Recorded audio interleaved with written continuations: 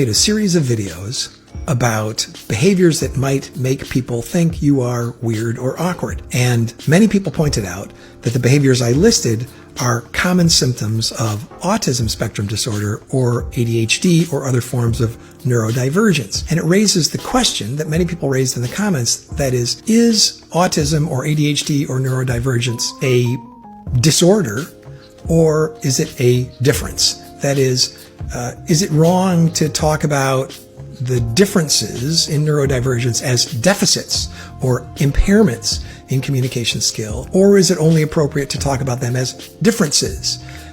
There's a lot of important implications of these questions, and I'm not certain of the answers, but this is how I think about it. Clearly, there are differences between neurodivergent people and neurotypical people in a variety of pragmatic communication skills behaviors about empathy, eye contact, relevance, using a filter. All these things are well-known differences between people with autism spectrum disorder or people with ADHD or other forms of neurodivergence and neurotypicals. They're well documented. I don't think their existence is in doubt. The question is really about whether we should view these as impairments or deficits in skill, or just as differences that we ought to accommodate and not stigmatize. This is the way I think about it. As someone who teaches communication skill, I'm happy to think of these as differences that are often associated with poor life outcomes.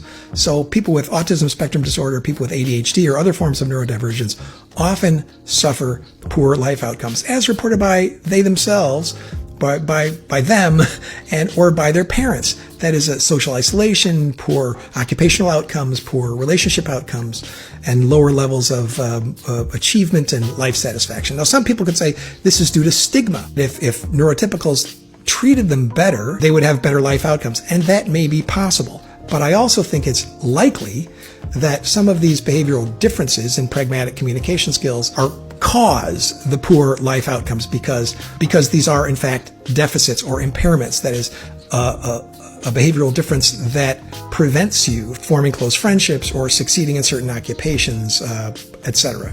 So as someone who's dedicated his adult life to teaching people communication skills, I see people with these skill deficits, and my natural inclination as a teacher is to try to teach them.